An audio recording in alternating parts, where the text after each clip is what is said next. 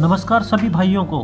भाइयों, आपके अंदर अगर अवगुण है या आपके अंदर कुछ बुरे लक्षण है तो आप उनको लत लगते ही त्याग दीजिएगा, नहीं तो आपके अंदर वो बरगद के पेड़ की तरह अपनी जड़ें जमा ली तो फिर आपकी ज़िंदगी को नरक बना देगी।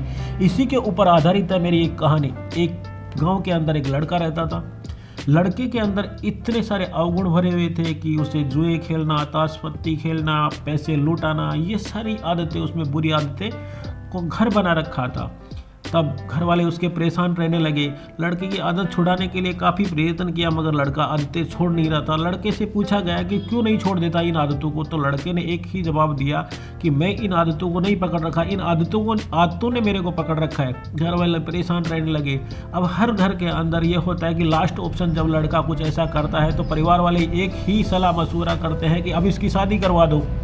ऐसा ही किया गया। उसकी शादी के लिए लड़की देखी गई और लड़की से उसकी शादी करवा दी गई। शादी कराने के बाद में भी उस लड़के की आदतें नहीं छूटी। अब पहले वो अकेला परेशान था, अब उसकी औरत भी परेशान रहने लगी। मगर औरत थोड़ी समझदार थी तो अपने पति की हरकतों को देख के वो निराश रहने लगी और वो होपलेस हो गई और सोचा कि अब क्या करेगा ज़िंदगी के अंदर, क्योंकि ज़िंदगी जीने के लिए सकारात्मकता और अच्छे व्यवहार, अच्छे प्यार सबकी ज़रूरत होती है। तब वो लड़के से बोली मगर वो नहीं माना। तभी वो बोली कि चलो कल ऋषि के आश्रम में चलते हैं, कोई ऋषि मुनि जो है इस समस्या का समाधान बता सके।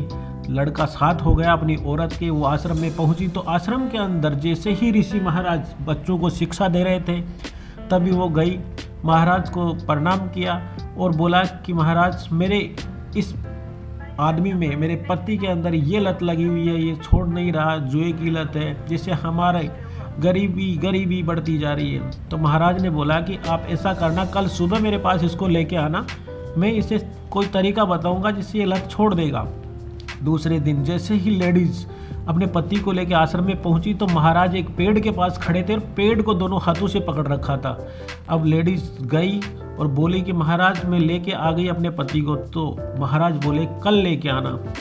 दूसरे दिन लेडीज लेके गई, वैसे ही पहुंची तो महाराज पहले की तरह उस पेड़ के पास खड़े पेड़ को पकड़ रखा था। फिर महाराज ने बोला कि कल लेके आना। तीसरे दिन फिर लेडीज उसको लेके गई, तभी महाराज ने पेड़ को पकड़ रखा था। चौथे दिन फिर बुलाया। ऐसे करते करते देखा तो 5-7 दिन का टाइम बीत गया। लड़का जा रहा था, उसकी औरत भी जा रही थी, मगर महाराज उस पेड़ को पकड़ रखे थे। तभी महाराज ने बोला कि तुम देखते नहीं हो, पेड़ ने मेरे को पकड़ रखा है, अगर ये छोड़ दे मुझे तो मैं आपको कुछ बताऊं। तभी वो दारू पीने वाला लड़का, जो नशा करने वाला लड़का, वो बोला कि महाराज आप कैसे महाराज हो, इस पेड़ ने नहीं पकड़ रखा आपको, आपने इस पेड़ को पकड़ रखा है।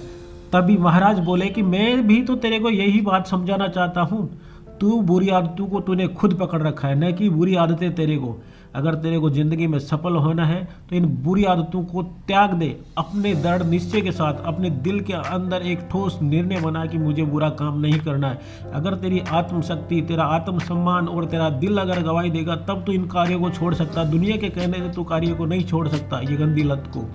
तब वो लड़के के सारी चीज़ें समझ में आ गई और उसने महाराज को बोला कि महाराज मैं समझ गया और मैं आज से सारी बुरी आदतों को छोड़ता हूँ। जी हाँ दोस्तों, आपके अंदर भी अगर बुराई के कुछ अवगुण आ रहे हैं तो आप टाइम रहते ही उनमें सुधार कर लीजिए, नहीं तो बरगद की तरह आप में जड़ें फैला ले तो फिर आपका उस नशे से बाहर निकलना बहुत नामुमकिन है। जी हाँ दोस्तों, मैं आपका भाई, आपका साथी, मेरा चैनल है S Kumar motivation videos. Please like कीजिए, शेयर कीजिए और सब्सक्राइब कीजिए मेरे चैनल को। मैं आगे भी लेके आऊँगा कुछ आपके लिए ऐसे ही मेमोरेबल पल। तब तक के लिए जय हिंद, जय भारत, वंदे मातरम।